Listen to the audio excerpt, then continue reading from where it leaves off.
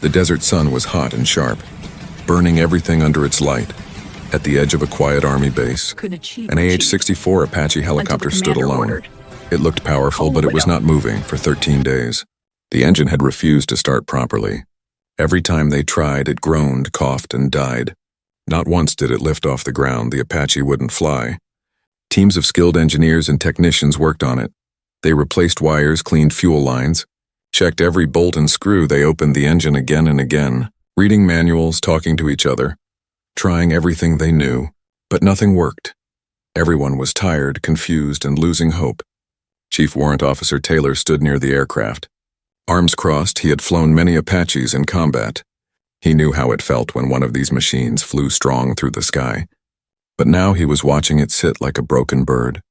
Every day without the helicopter meant canceled missions, late patrols, and growing tension.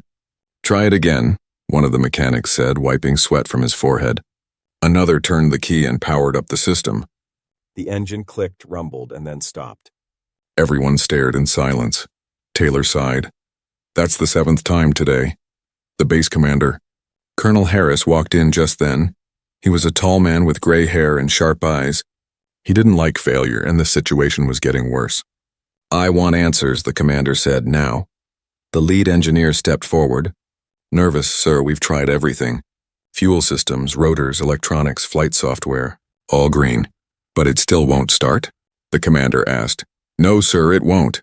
Colonel Harris looked at the aircraft for a long moment.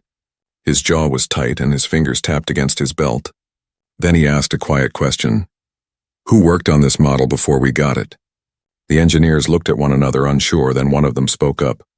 "Sir, there was a test team in Arizona a few years back.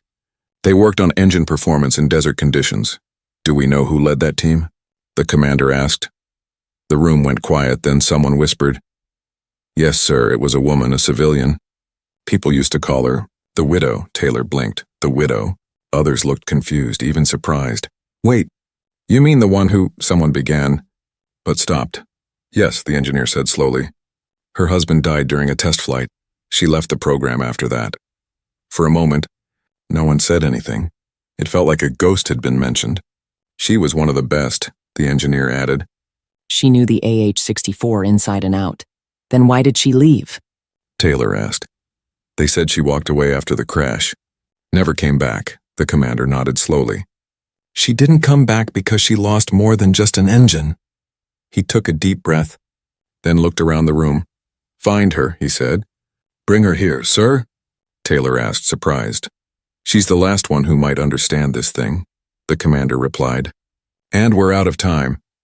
Some of the younger crew members looked doubtful. "She's not even military," one of them whispered. "She doesn't have clearance anymore," another added. But Colonel Harris shut them down with a look. "She's not just a civilian," he said firmly. "She's the one who built this Apache's soul." Orders were given. Calls were made and a search began. No one knew if she would come. No one even knew where she was exactly. But somewhere far from the base, a woman named Ellie Marston felt her phone buzz. She picked it up with oil-stained fingers and looked at the message.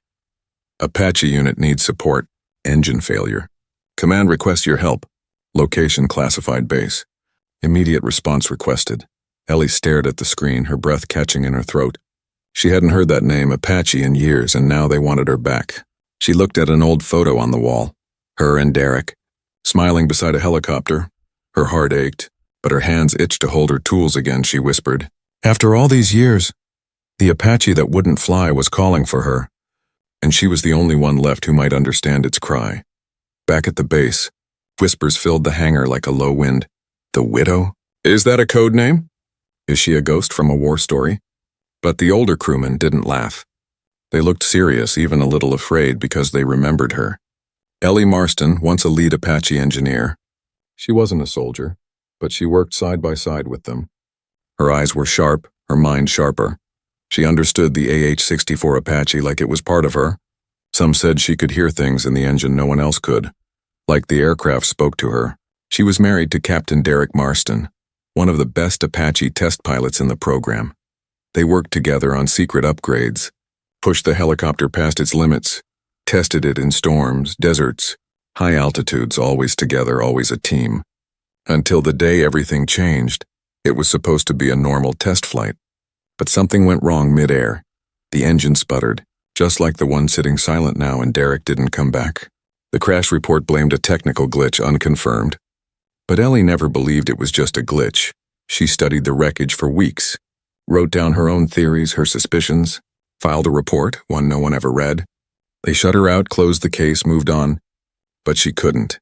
She packed her tools, left the program, and vanished. After that, no one heard from her again. Only a few old engineers kept her name in their hearts, and gave her that name, the Widow. Not because she wore black or cried in public, but because her silence carried the weight of death. She didn't speak much after that. She just disappeared into civilian life, a shadow from the past until now at the hangar.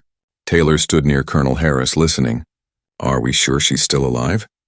Taylor asked quietly. "We found a possible location," the colonel replied. "Small aviation museum in Montana. She works on old aircraft now. She hasn't touched an Apache in years," Taylor said. "And yet we're calling her because," the colonel said, "she may be the last person who remembers what we forgot." Taylor wasn't sure what to expect. Was she old now? Was she broken inside? Could she even help? But deep down, a part of him was curious. Very curious. Ellie, meanwhile, stood in a dusty garage next to a vintage propeller engine. She wore worn boots, a faded jacket, and had grease on her cheek. Her hand still worked with the same precision. She didn't talk much, only to machines. She felt something different today. Something in her chest, like a call, like a memory refusing to stay buried. When the call finally came, it wasn't from a friend or a high officer. It was just a soldier with a tired voice. "Ma'am, we know this is sudden, but we've tried everything. And the bird still won't fly." "Which model?" she asked flatly. "AH-64D, same configuration you worked on during Project Raptor Ghost." Ellie froze. That was a name she hadn't heard in a decade. She hung up without saying yes or no. Walked to a drawer, opened it slowly. Inside was a small box. She pulled out a photo, her and Derek standing in front of an Apache. Smiling, her fingers shook, but her eyes didn't. Then she reached deeper and pulled out a folded page. Her last report, the one no one read on it. She had written in red ink, "If this fault returns, someone will die again." The next morning, she boarded a military transport plane. No uniform, no rank, just her name, Ellie Marston. When she stepped off the plane at the desert base, soldiers stared. Some expected someone taller, older, different. But what they saw was a woman with calm eyes and a quiet fire. She didn't wave, didn't smile, just said, "Where is it?" They led her to the Apache. She didn't ask for a report or a history. She walked around the aircraft slowly, like greeting an old friend after years, placed her hand on the engine casing and closed her eyes. The sound of rotors, echoes of a voice she once loved, filled her memory. Taylor approached carefully. "You're the Widow?" She looked at him, then turned her eyes back to the machine. "No," she said softly. "I'm the one who made her breathe." And with that, she pulled off her jacket, tied her hair back, and opened the side panel of the Apache like she had never left. Ellie Marston didn't sleep the night before she left. She sat in her garage, surrounded by pieces of old aircraft and open memories. Outside, the wind whispered through the trees like voices from the past. She sipped cold coffee and stared at the old photo of Derek again.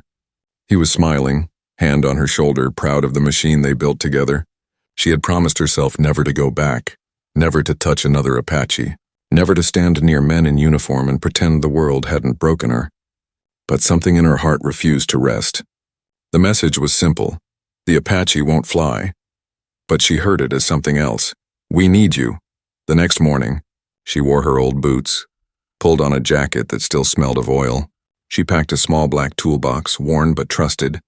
Inside were tools passed down from her father, and a few strange items only she knew how to use. She didn't bring a laptop, no diagrams, no manuals. Everything she needed was in her head and in her hands. The military transport plane that came for her was quiet. Two young pilots nodded as she climbed aboard, unsure who she was. But they had orders: pick up the Widow. They expected someone angry, maybe bitter. What they got was a woman calm like a storm just before it breaks. She didn't speak much during the flight, just looked out the window below. The desert stretched like an endless memory, hot, dry, and silent, like the day she watched Derek's helicopter fall from the sky, like the silence after the call that said, "We lost him." When she landed at the base, the heat hit her face like an old slap. She walked down the ramp slowly, toolbox in one hand. Soldiers stopped and turned, whispering, "That's her. She's really here. She doesn't look like much." But those who'd read the reports knew. Ellie Marston was not a myth. She was a storm that had been asleep too long. Colonel Harris waited for her near the hangar. He didn't salute, didn't offer a handshake, he simply nodded. "Thank you for coming," he said. Ellie looked him in the eye. "I haven't said I'm staying," she replied. "You saw the message," Harris said. "The bird's not flying. And we're out of time." She nodded once. "Take me to it." Inside the hangar, the AH-64 stood in silence. Its rotor still, its body dusty and tired. It looked more like a tomb than a war machine. Ellie walked slowly toward it. She didn't rush. Every step brought back sounds, smells, moments she had buried deep. She reached out and placed her hand on the engine casing. Closed her eyes, the memories hit like a wave. Derek laughing as they tested a new throttle timing. Sparks flying from a failed prototype. The first time she heard the engine hum just right, and the last time she heard it scream in the sky before falling silent. Taylor stood nearby, watching her closely. "You really remember all of it, don't you?" he asked. She didn't open her eyes. "I never forgot," she whispered. After a long pause, she opened her toolbox, pulled out a small screwdriver, a light and a listening scope without asking. She climbed onto the maintenance ladder and opened the side panel. The crew froze, unsure whether to stop her. But the colonel raised his hand. "Let her," he said. Ellie looked inside the heart of the machine. Wires, tubes, bolts, most of it looked fine to others. But to her something felt off. She touched a thin fuel line, tapped the intake valve. Listened to the way the metal echoed. "This isn't about broken parts," she said softly. "This is about rhythm," Taylor frowned. "What do you mean?" Ellie looked at him for the first time. "These engines breathe just like lungs," she said. "When the breath is out of rhythm, the whole system panics." "No one talks like that about machines," Taylor said. "No one listens like I do," she replied. She didn't ask for help, didn't wait for approval. She began removing small parts, adjusting tension coils, opening things no one else dared touch. Each move was quiet, confident, exact. "She's rewriting the book," one mechanic whispered. "No," said another. "She's remembering a page we lost, by sunset." She had already opened areas no one thought to inspect. She found tiny signs, burn patterns, unusual stress on the mounts. A hairline crack in a synchronization joint. "Someone tried to fix this the normal way," she said. "But this isn't a normal problem." She climbed down. Eyes fierce. "I'll need a night," she said. "And I'll need my report from 10 years ago." The colonel nodded. "We buried it," he admitted. "Dig it up," she said. "Because I'm not here to try. I'm here to finish what I started." Morning came slowly at the desert base. The air was quiet, but inside the hangar, the mood was tense. Everyone was waiting for her, the widow. She had worked through most of the night. Alone now as the sun rose, she stood in front of the Apache again, staring at it like it was a living thing. Ellie Marston didn't believe in just machines. She believed in patterns, rhythms, and instinct. To her, an Apache wasn't just wires and bolts, it was a beast with breath. And right now it was suffocating. She climbed the side again, her toolbox swinging gently from her shoulder. Mechanic stood back, eyes on her hands. Taylor leaned against the wall, watching. He still didn't fully believe in her, but something about her calm made him stay silent. Ellie placed one hand gently on the engine shell. She closed her eyes and listened. The others saw nothing but a woman standing still. But inside her mind, 1,000 memories moved. The hum of rotor blades at sunset, the thump-thump of turbines in humid air, Derek's voice saying, "Listen to the vibration, not the noise." She knelt and placed her ear against the metal, then pulled out a stethoscope not for humans but tuned for machines. She placed it against the junction of the intake. Her brow furrowed, a soft clink followed by a pause. She listened again. There it was. Something wrong. It wasn't loud, but it was there. Like a breath skipping in a tired lung, she stood and called out to the crew chief. "Start auxiliary power," she said. "No throttle. Just idle." The man hesitated but followed orders. The engine whirred gently, not strong enough to turn the blades, but enough to breathe. Ellie leaned close to the intake valve and listened again. "This engine isn't broken," she whispered. "It's out of sync." Taylor stepped closer. "Out of sync with what?" Ellie pointed to the twin rotors. The pulse pattern between the rotors and the core turbine isn't lining up. That's not possible, the engineer replied. We ran the diagnostics twice. Ellie turned and looked at him. Diagnostics check what you tell them to check, she said. But no one told them to check the echo pulse timing. The crew stared at her. Confused, only one old mechanic nodded slowly. That was in the Raptor ghost test logs, he said. But it was flagged experimental. Ellie gave him a quiet smile. I wrote those flags. She reached into her bag and pulled out a tool none of them had seen before. A small hand-built pulse tuner. It adjusts timing between micro-vibrations in the compressor housing, she said. This one's a modified version Derek helped me design. She climbed back up and began adjusting the unit. Working by feel and sound, not one manual in the world mentioned what she was doing. This wasn't knowledge, it was intuition. Built from hours, years, pain, and memory. A low hum changed pitch as she turned a small dial. She paused, listened, and nodded. There, she said. Now restart the idle. Again, the engine came to life. But this time it didn't cough, didn't choke. It held smooth, steady quiet. The hangar fell silent. Everyone looked at the Apache. Then at her. What did you do? Taylor asked. Ellie wiped her hands on a rag. I reminded her how to breathe. Later that morning, Ellie sat outside on a bench, the wind blowing dust around her boots. Taylor came over, 2 cups of coffee in hand. He handed one to her, sat down without asking. You really love that machine, don't you? He asked. Ellie stared ahead. I don't love machines, she said softly. I loved him. And we built her together. Taylor looked at her, realizing something deeper. This isn't about saving the helicopter, he said. She nodded. No. It's about finishing what we started. She reached into her pocket and pulled out a folded page. Her final report. Yellowed with time, it had been ignored, forgotten. Locked in a file no one opened until now. Derek found the sync problem before his last flight, she said. We tested it, recorded it, and sent the warning. But no one listened. Taylor looked at the page, saw the red handwriting at the bottom. If this error isn't fixed, the next failure will be fatal. His throat tightened. You think that's what killed him? Ellie didn't answer. She didn't need to. The engine behind them hummed gently, finally alive, but inside Ellie's heart, another engine was just beginning to turn again. For the first time in years, she felt like she wasn't running away. She was returning. The hangar was silent that night. Only the hum of distant generators filled the air. Ellie Marston sat on a small stool beside the Apache, her hands resting on her knees, her eyes fixed on the open engine bay. Everyone else had gone to sleep, but she couldn't. Her mind was full of ghosts and patterns. On the metal floor beside her lay old files, notes and her folded report from years ago. She had read it again and again, and every time, she saw Derek's handwriting beside hers. Tiny notes in the margins, his thoughts, his warnings, his faith in her. When the commander walked in quietly, she didn't look up. You're still at it, he said softly. Ellie nodded. It's not just an engine problem, she whispered. It's a design silence, the commander frowned. Design silence? She turned to face him, her eyes tired but sharp. Something we found long ago. Something we tried to fix but were told to ignore. She picked up a piece of paper and handed it to him. This is the synchronization cycle between the turbine core and the rotor harmonics, she explained. Every Apache engine has 2 rotors, one vertical, one horizontal. If their timing drifts by even half a millisecond under heat stress, the pulse loop becomes unstable. The commander blinked, trying to follow. In normal weather, it never shows, Ellie continued. But in desert heat, after long flight hours, the turbine breathes differently.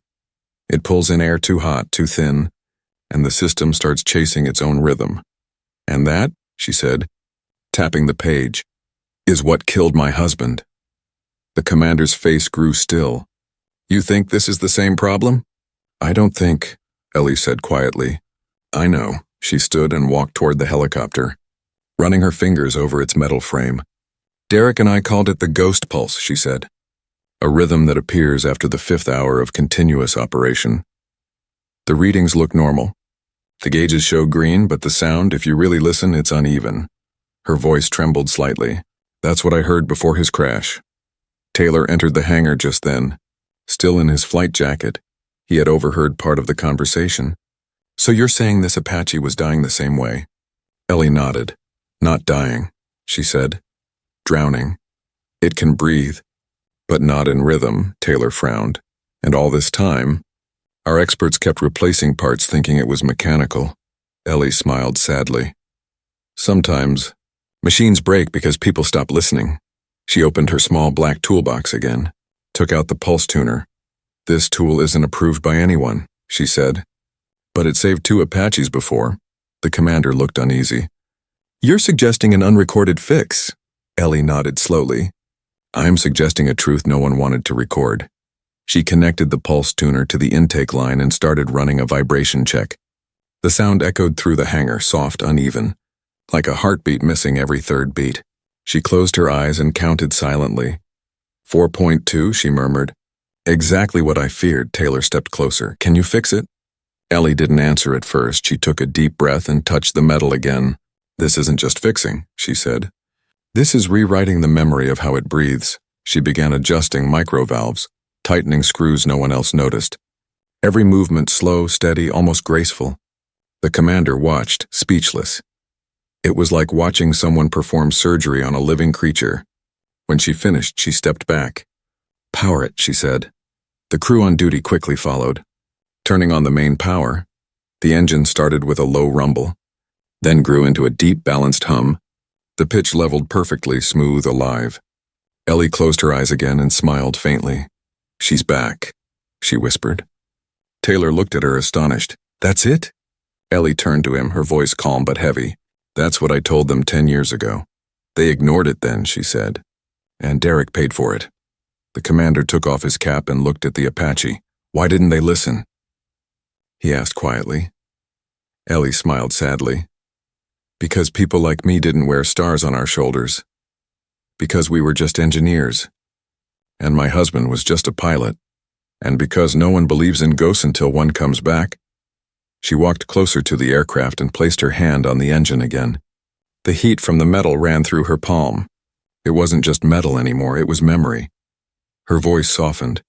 You're not just a machine, she said almost to herself. You're a promise. When she turned back to the commander, her expression was calm. I'll need permission to modify the rest of the fleet, she said. The commander nodded slowly, still staring at her in awe. I'll make sure it's done, he said. Ellie smiled faintly. No, Commander, she said. Make sure it's remembered. Outside, the desert wind blew hard, carrying dust across the airstrip. But inside the hangar, the Apache stood tall again, alive, steady. For the first time in years, Ellie felt peace, not joy, not victory, just peace. She whispered under her breath, Derek, we fixed it. The sun was just rising when the crew rolled the Apache out of the hangar. Its dark metal body shimmered in the morning light. Fresh bolts, new calibrations, and one woman's hands had brought it back to life. But no one was cheering yet, not until the bird flew. Ellie Marston stood to the side, arms crossed, face unreadable. She didn't speak much that morning, all night. She had reviewed the modifications again and again in her mind, not just once, but like a mother checking if her child is still breathing. This wasn't just a test flight. It was the first time she'd watched an Apache liftoff since Derek's crash. Chief Warrant Officer Taylor walked toward the bird, helmet under his arm. Any last-minute warnings? He asked with a nervous smile. Ellie handed him a folded note. Throttle profile, she said quietly. Stay under 6,000 RPM for the first 6 minutes. Then pulse throttle at climb. Taylor raised an eyebrow. Not in the manual, Ellie looked at him, her voice firm. I'm not the manual. Inside the control room. Colonel Harris watched through the thick glass. He stood behind the tech crew, arms folded. One of the younger technicians whispered, Sir, are we really trusting her custom tuning? The commander didn't look away from the runway. We trusted the experts for 2 weeks, he said, and the bird never left the ground. Let's see what the widow can do. Taylor climbed into the cockpit, buckled in, and powered on the systems. The controls lit up, steady green, no errors. Ellie stood by the side of the tarmac, eyes locked on the engine housing, her heart pounded. Every part of her wanted to stop the test, to protect the machine and herself, but it was time. All systems green, Taylor said over the comm. Pulse reading steady, came the reply. Throttle to 30%, Ellie said calmly into her radio. Taylor followed. The engine spun up, smooth and clean, No cough, no stutter. The sound rose in perfect rhythm. Throttle to 60. The rotors began to turn, slicing the air like blades through silk. The Apache trembled, then steadied. Lift off when ready. Taylor took a breath, then pulled the control gently. The aircraft lifted slowly. Then steadily it rose into the air. 5 feet, 10 feet, 20. And then it hovered. The entire hangar burst into applause. But Ellie didn't move. She didn't smile, not yet. Hold hover for 60 seconds, she ordered. Taylor kept the Apache steady. The engine purred like a living heart. Begin lateral drift test, she called. The helicopter moved left, then right without hesitation.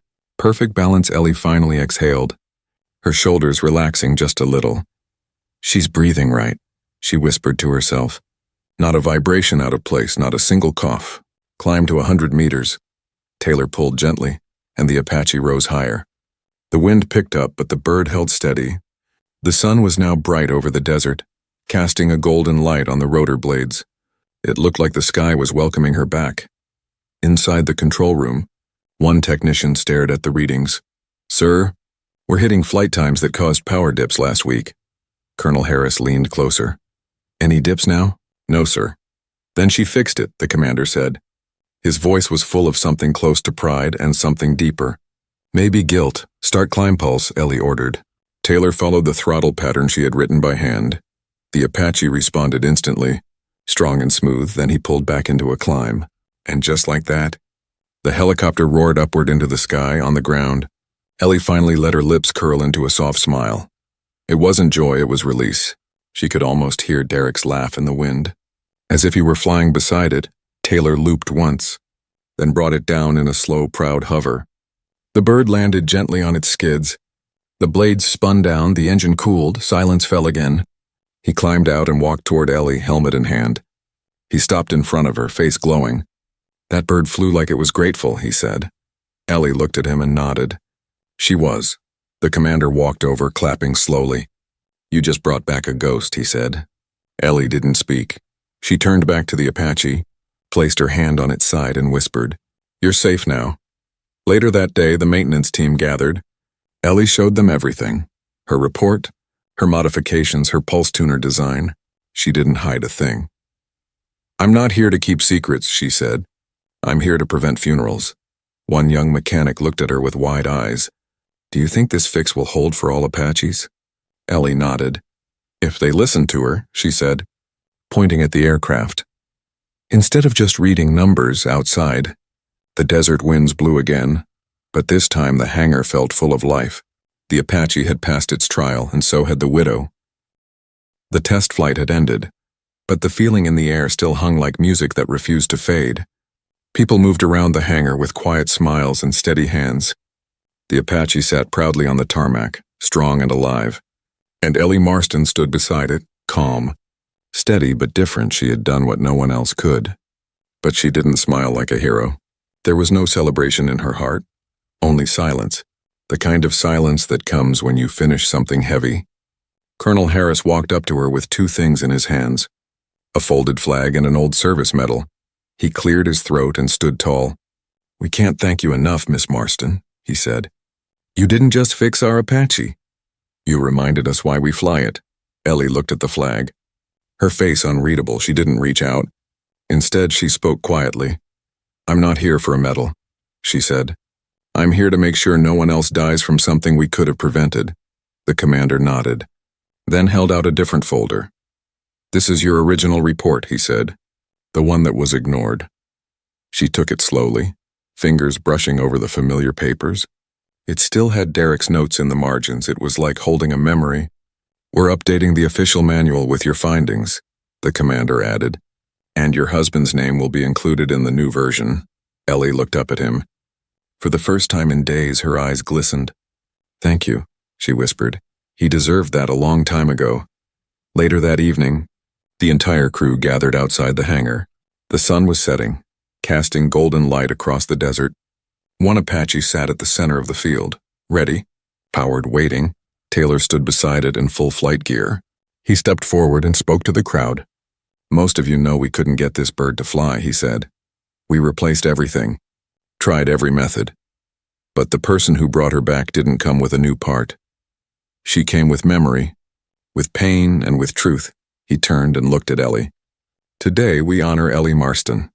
But more than that, we honor Captain Derek Marston, whose final mission gave us the warning we should have heard. The soldiers stood in silence, heads lowered.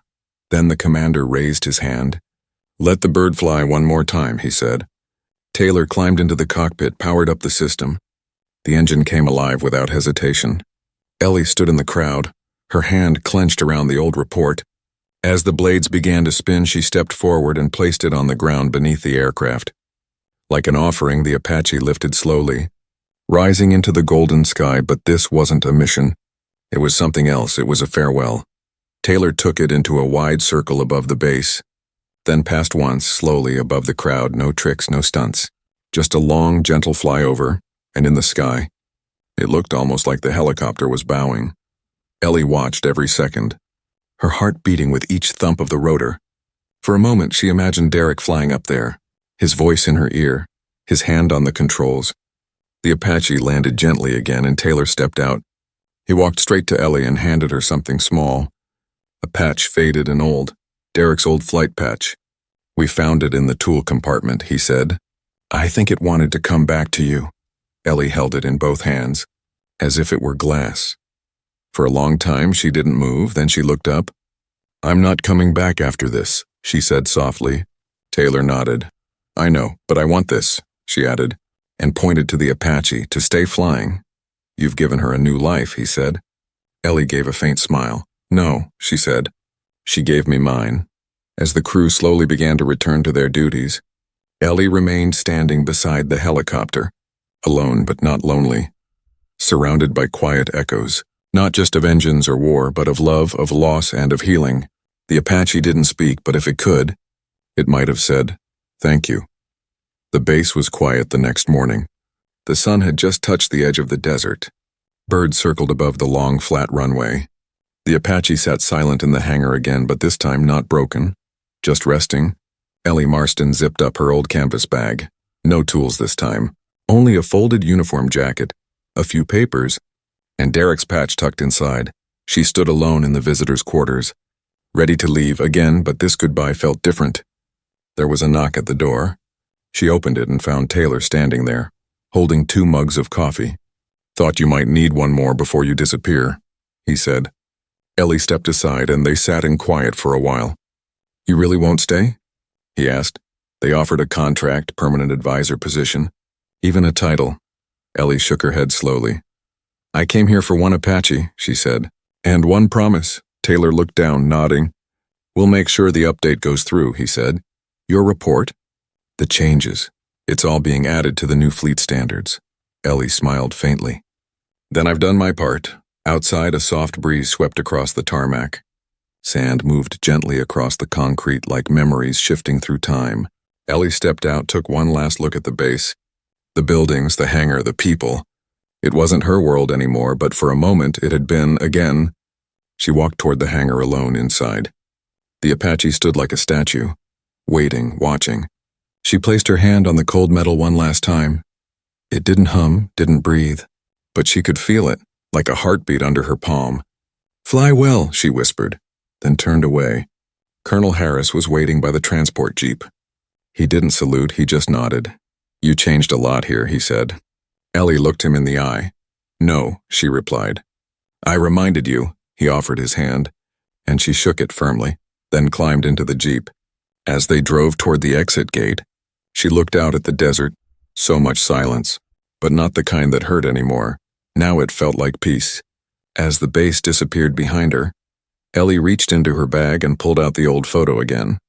Derek's face smiled back at her, young, full of energy. She placed her finger over his image and whispered, "I did it," then closed her eyes and leaned back. The road stretched ahead, long and open. She didn't have a plan. She didn't want one. For the first time in years, she didn't feel lost. She felt finished back at the base. Taylor stood near the Apache with a new crew of young mechanics. He held a fresh copy of Ellie's updated report. "We're calling this the Marston Protocol," he said. "Every Apache will carry it."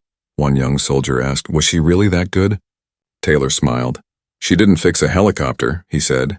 "She saved its soul. Far away in her quiet garage beside the Aviation Museum, Ellie hung Derek's patch on the wall. She placed the photo beside it, framed in dark wood below it. She pinned the folded flight report, the one no one had believed. Now it would never be forgotten. She stepped back and looked at the wall. It wasn't filled with awards or medals. Just memory, just truth. She sat at her workbench, pulled a small engine onto the table. It was old, dusty, tired. But she smiled and reached for her tools. "I still hear you," she whispered, "even in this one outside." The wind picked up, not loud, just gentle, like breath. And in that quiet shop, far from war, Ellie Marston began to work again. Not for the army, not for a paycheck, but for the love of machines and the man who taught her to listen. And somewhere in the sky, high above a desert base, an Apache helicopter soared quietly. Its engine smooth, its heart steady, its breath perfect. Thanks to the widow who walked away once but came back when no one else could, and left again with nothing in her hands, but everything in her heart.